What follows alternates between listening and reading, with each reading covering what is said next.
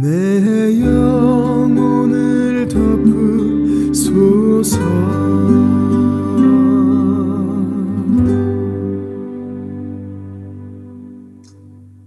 오늘 봉독할 말씀은 이사야 38장 1절부터 6절 그리고 16절로 20절까지 말씀 제가 봉독해 올리겠습니다.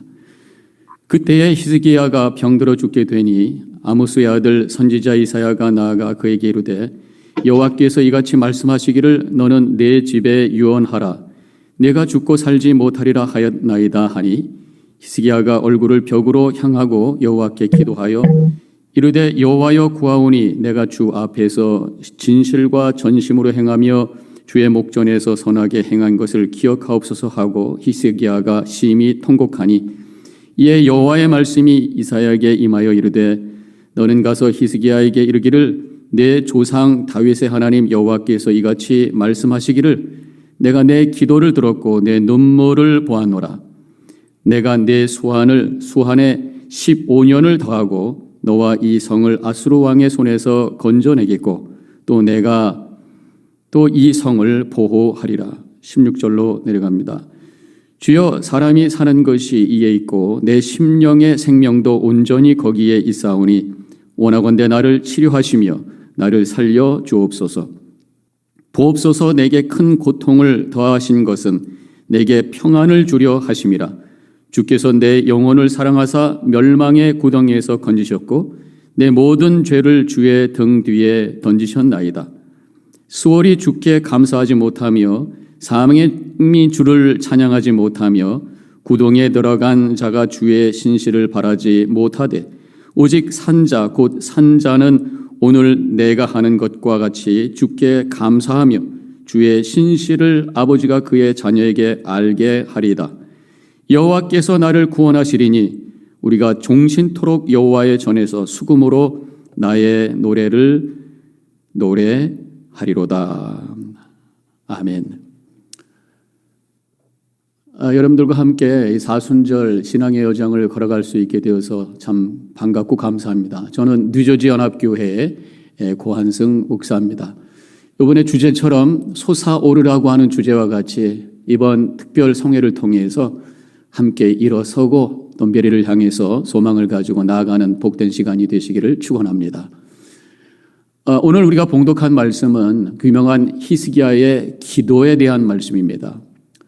오늘 저는 이 말씀을 통해서 깨닫는 바 한 두 가지를 여러분들과 함께 나누기를 원합니다. 첫 번째로는 고난이라고 하는 것은 누구에게나 다 찾아오는 것이라는 것을 오늘 말씀을 통해서 깨닫게 됩니다. 고난과 어려움으로부터 자유케 되는 사람들은 아무도 없어요. 원하는 사람도 없고요. 그렇지만 우리는 늘 고난 속에서 또 주어진 고난과 씨름하면서 살아가는 것이 인생의 여정이라고 믿습니다. 믿음이 좋고 또 하나님을 잘 섬기고 의로운 삶을 살아도 예외는 없습니다. 히스기야 왕, 오늘 본문에 나오는 이 히스기야는 믿음이 좋은 사람이었습니다. 이스라엘의 역사 속에서 많은 왕들은 하나님을 저버리고 우상을 섬기고 영적으로 타락한 그런 삶을 살았어요. 근데 얼마 되지 않는 그러한 왕들 중에 한 사람인 히스기야 왕은 하나님을 신실하게 섬기는 우상을 타파하고 하나님의 전을 정화하는 그러한 삶을 살았던 사람입니다. 열왕기하 18장 5절부터 7절까지 히스기야 왕에 대해서 이렇게 말씀하고 있습니다. 히스기야가 이스라엘 하나님 여호와를 의지하였는데 그의 전후 유다 여러 왕 중에 이러한 자가 없었으니 곧 저가 여호와께 연합해 떠나지 아니하고 여호와께서 모세에게 명하신 계명을 지켰더라. 여호와께서 저와 함께 하심에 저가 어디로 가든지 형통하였더라. 유다 여러 왕 중에 이러한 자가 없었으니 그렇게 특별한 사람이었고 그가 늘 형통의 복 가운데 걸어갔던 사람이었습니다. 그렇지만 그에게도 고난은 왔다고 하는 거죠. 오늘 본문의 그 뒷배경을 보면요, 지금 이미 북이스라엘을 멸망시켰던 이 아수르의 산헤립이 큰 군대를 이끌고 이 남유다를 쳐돌아왔습니다. 그런데 하나님께서 큰 은혜를 주셔서 다 물리치게 하시고 큰 복을 받고 은혜를 경험한 그런 상황이었죠. 그런데 막상 자신은 큰 병, 죽을 병에 걸려서 어려운 가운데 있게 된 것입니다. 믿음이 좋았던 사람, 큰 은혜를 경험했던 사람, 그럼에도 불구하고 이렇게 질병에 걸린 이 고난 가운데 거하게 되었다는 것이죠. 그렇기 때문에 우리는 고난이 올 때에 why me가 아니라 why not me? 왜 하나님 해필이면 납니까? 라는 질문보다 하나님 나도 고난당할 수 있음을 저는 이해합니다. 그런 고백으로 우리가 고난을 바라봐야 되지 않겠는가? 이것이 오늘 우리 본문을 통해서 깨닫게 되는 말씀인 것입니다. 그렇기 때문에 믿음은 저는 이렇게 말씀을 드리기 원해요. 고난의 풀이의 삶이 아니라 고난을 이기는 능력이 바로 믿음이다. 이렇게 정의를 해봅니다. 우리는 이미 죄로 인해서 망가진 이 세상 속에서 살고 있어요. 그렇기 때문에 고난도 오고 질병도 오고 또 여러 가지 이러한 어려움을 피할 수 없는 현실 속에 우리가 처해 있다는 것입니다. 거기에 우리는 그렇지만 우리에게 하나님께서 믿음을 주셔서 주님을 바라보면서 살아갈 수 있기에 거기에 소망이 있는 줄로 믿습니다.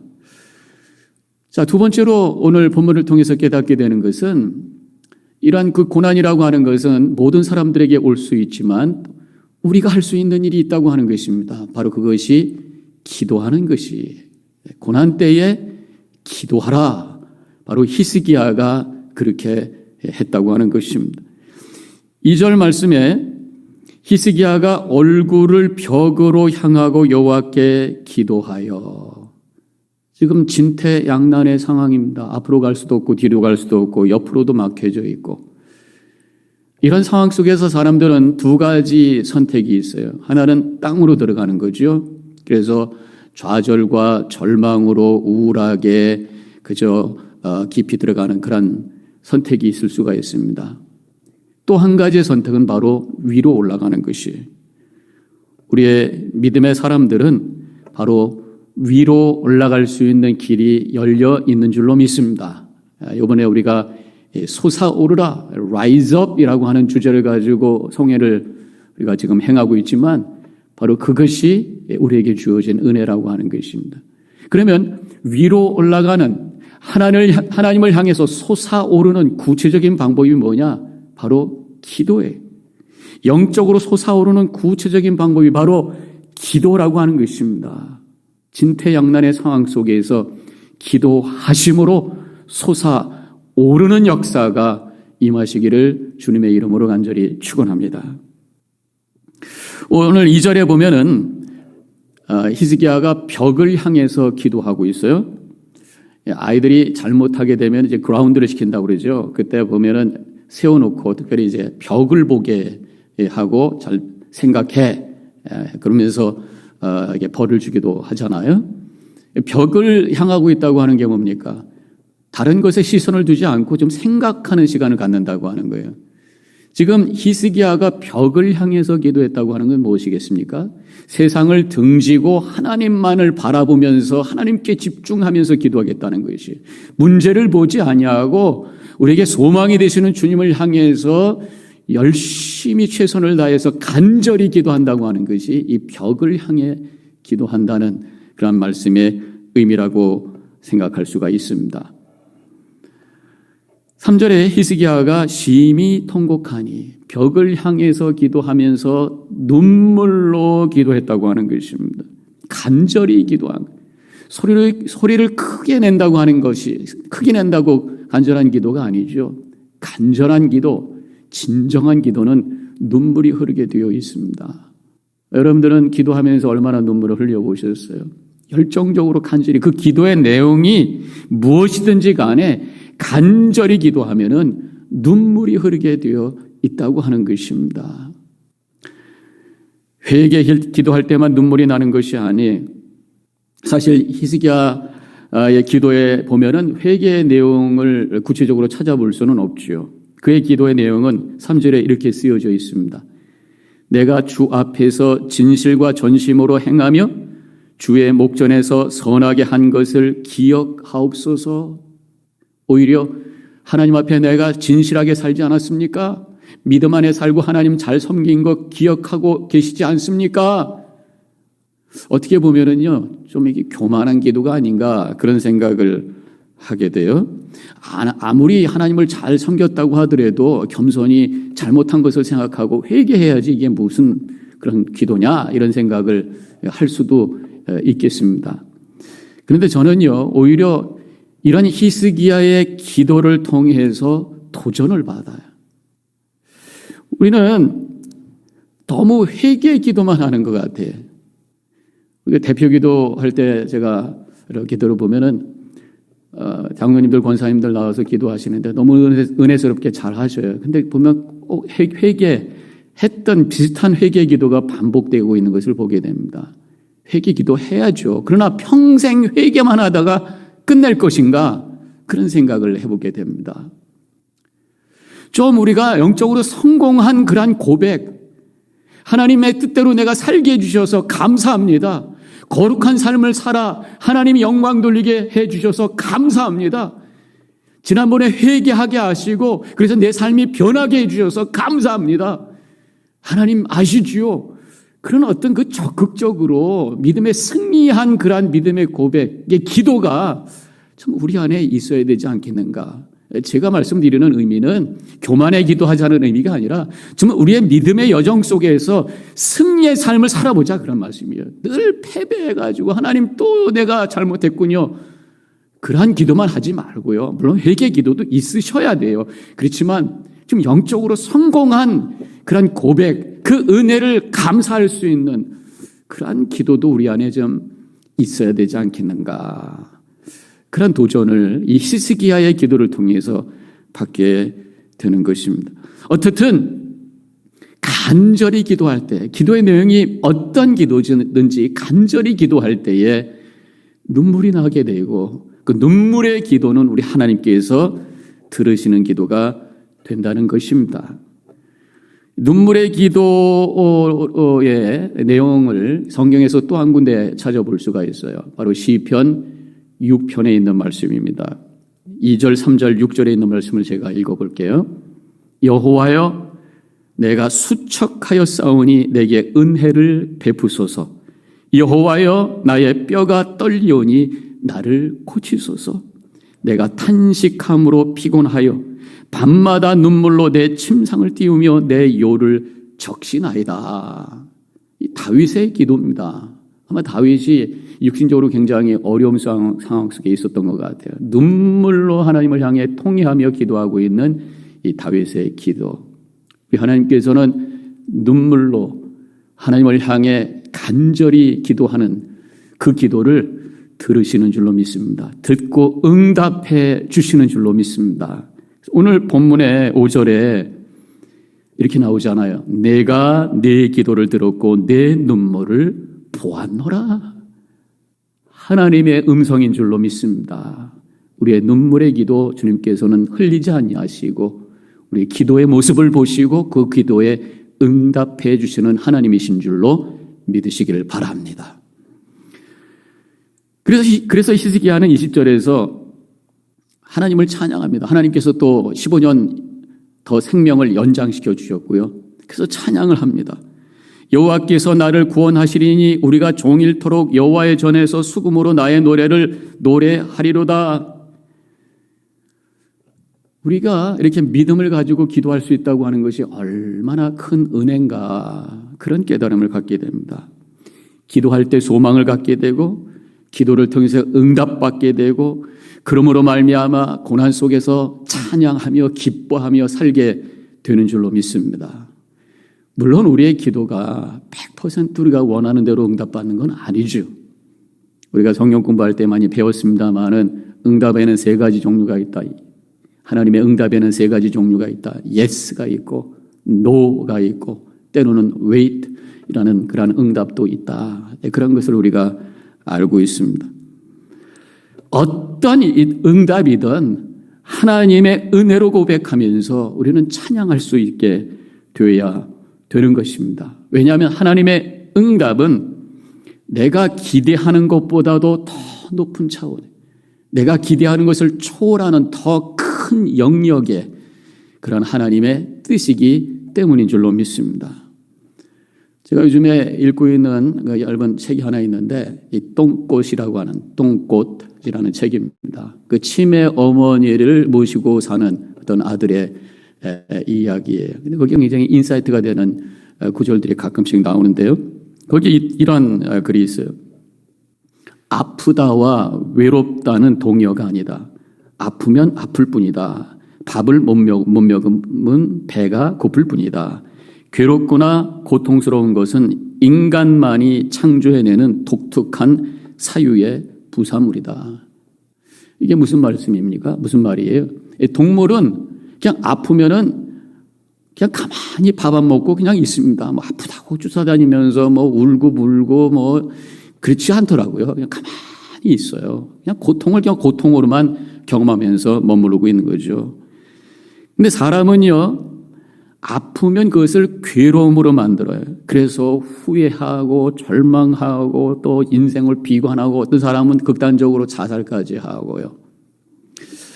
아마 동물은 인식 능력이 없으니까 약하니까 뭐 없지는 않겠죠. 뭐 약하니까 그냥 아픔을 아픔으로만 경험하고 있는 것 같아요. 근데 인간은 그 사고 능력이 있다 보니까 고통이 왔을 때 그냥 고통으로만 느끼는 것이 아니라 그 생각이 흘러가는데 주로 부정적으로 흘러갑니다. 아마 그것이 우리 속에 있는 어떤 죄성 또 사탄 마귀의 그런 어떤 계략이 아닌가 생각이 드는데, 그러면서 절망하게 되고 또 마음이 무너지게 되고 자신을 괴롭히면서 이런 어리석은 모습을 갖게 되는 것이 바로 우리 인간의 모습이라고 하는 것입니다. 그러나 우리 믿음의 사람은 이런 고통과 어려움이 왔을 때에 그 자리에 머무는 것이 아니라 하늘을 바라보며 주님을 향해 기도해야 될 줄로 믿습니다. 기도할 때에 성령께서 우리의 마음과 생각에 역사해 주셔서 우리의 생각의 흐름을 이렇게 부정적으로 흘러가지 않게 만드는 거죠. 그래서 이 고통을 해석할 수 있는 능력을 우리가 갖게 되면서 그것을 이겨내는 그런 삶을 살게 되는 줄로 믿습니다. 그래서 저는요, 믿음의 정의를 또 하나 갖고 있는데, 믿음은 고난을 해석하는 능력이다. 어떤 분은 어려움이 오면은 내 죄값이다 이렇게 생각하는 분도 있어요. 그럼 빨리 회개하고 기다리는 거예요. 또 어떤 분은요, 어려움이 오면 이것은 하나님이 나를 연단시키는 그런 과정이라고 해석하는 분이 있습니다. 그러면 잘 견디면서 고난의 그 자리에서 머물면서 깊이 하나님께 들어가는 거죠. 또 어떤 분은 고난이 위장된 축복이라고 해석하는 분이 있습니다. 그렇다면 고난 속에서도 주님을 바라보면서 찬양하며 은혜를 찾고 감사하며 나가는 거죠. 바로 이것이 믿음인 것입니다. 기도할 때에 우리는 문제를 뛰어넘게 되고, 기도할 때에 이 고난을 해석할 수 있는 능력이 우리 안에 생기게 되는 줄로 믿습니다. 히스기야는요, 오늘 본문에 보니까 자신의 고난을 해석을 하고 있습니다. 이렇게 해석을 하고 있어요. 17절에 보옵소서, 내게 큰 고통을 더하신 것은 내게 평안을 주려 하심이라. 주께서 내 영혼을 사랑하사 멸망의 구덩이에서 건지셨고 내 모든 죄를 주의 등 뒤에 던지셨나이다. 고통을 통해서 평안을 주시기 원하니, 상당히 역설적인 표현인데 히스기야는 그러한 고백을 또 하고 있습니다. 고통을 이렇게 해석을 하고 있는 것이, 큰 질병을 통해서 그가 어려움을 경험을 했습니다. 근데 그때 기도함으로 말미암아 하나님이 자신을 얼마나 사랑하는지를 깨닫게 됐어요. 그러면서 그 전보다 더 큰 평안이 그에게 찾아왔다고 고백하는 것이 바로 이 말씀인 것입니다. 기도에 응답해 주시는 하나님의 은혜를 체험하면서 평안을 경험할 수 있는 것이고요. 또 고난 속에서 지금 구체적으로 히스기야가 그 회개의 고백을 하고 있지는 않지만 오늘 금방 읽었던 그 말씀을 통해서 알 수 있는 것은 회개를 한 것 같아요. 그래서 그 뒤에 보면 내 모든 죄를 주의 등 뒤에 던지셨나이다. 그가 기도하고 이 고난을 통해서 회개하게 되었고, 그래서 그 죄를 다 등 뒤에 던지셔서 거룩하게 해주셨다는 것이죠. 응답해 주심으로 은혜를 체험하고 죄를 회개함으로 거룩함을 경험하게 하시며 더 큰 평안을 갖게 해주신 이것이 고난이었다, 고통이었다, 그렇게 고백을 하고 있습니다. 우리에게도 이러한 고백이 있는가요? 아니면 어려움과 문제가 올 때 그저 그것을 해결하는 것에만 초점을 맞추다 보니까 해결이 안 될 때 좌절하고 무너지는 삶을 우리가 살고 있는 것은 아닌가, 한번 우리 자신을 점검해 봐야 될 줄로 믿습니다. 믿음은요, 문제 해결이라고 하는 그 차원에서 머무는 것이 아니라 그보다 더 높은 차원을 바라보면서 살아가는 삶의 여정인 줄로 믿습니다. 고난을 통해서 우리가 하나님과 영적인 교통을 통해서 더 깊은 은혜를 체험하게 되는 것이죠. 지금 우리는 큰 고난 속에 처해져 있습니다. 바로 이 팬데믹 상황 속에 걸어가고 있어요. 어떤 분은 이 코로나에 걸려서 육체적인 아픔 속에 지금 있는 분도 계시겠죠. 또 어떤 분은 사랑하는 분을 잃고 여러 가지 고통 속에 있는 분도 있습니다. 또 많은 분들은 지금 경제적인 어려움 때문에, 비즈니스의 어려움 때문에 굉장히 힘든 가운데 지금 살아가고 계신 분들도 있으실 것입니다. 바로 이때가 주님을 바라봐야 될 시간인 줄로 믿습니다. 눈물로 기도하며 주님을 향해 나가시기를 바랍니다. 그러면서 주시는 지혜를 가지고 이 고통을 해석해내고 이 고통 속에 주시는 새로운 하나님의 은혜를 체험할 수 있는 기회가 되시기를 축원합니다. 그래서 저는요, 히스기야의 이 말씀을 통해서 깨닫는 것은 예수 믿는다고 하는 것이, 우리 믿음이라고 하는 것이 문제 해결로 끝나는 것이 아니라 더 깊고 높고 더 큰 차원의 평안을 향해서 움직이는 것이구나라는 것을 깨닫게 되는 것입니다. 고난은 피할 수 없는 우리의 현실이, 그렇기 때문에 우리가 고난이 왔을 때 절망하고 주저앉을 것이 아니라 그것을 직면하면서 기도로 솟아오르시는 우리 성도님들이 되시기를 축원합니다. 그러므로 말미암아 그 기도를 통해서 문제 해결의 길을 찾으시고 그보다 더 큰 하나님의 은혜와 평강을 체험하시며 하나님께 영광 돌리시고 우리에게는 은혜가 되는 그런 믿음의 삶을 살아가는 우리 모든 성도님들 되어주시기를 주님의 이름으로 간절히 축원합니다. 하나님 감사합니다. 이 아침에도 저희들 깨워주시고 생명 주시고 하나님 말씀 받을 수 있는 귀한 기회 주신 것 감사를 드립니다. 사순절 열흘째를 맞이하여서 저희들 이제 4분의 1을 지나왔습니다. 하나님, 우리 마음속에 말씀이 씨앗이 떨어져서 정말 하나하나 잘 열매 맺도록 인도하여 주시옵시고 이 새벽에 듣는 이 말씀을 통하여서 저희들의 삶이 좀 더 성숙해지고 하나님 어떤 고난이 와도 이길 수 있는 능력을 갖출 수 있도록 인도하여 주시옵소서. 하나님, 믿음은 바라는 것들의 실상이라고 했습니다. 우리가 믿음을 가지고 하나님 앞에 바라보며 하나님께서 이루실 일을 믿음으로 확신하고 힘있게 위로 솟아오를 수 있는 저희들 되도록 인도하여 주옵소서.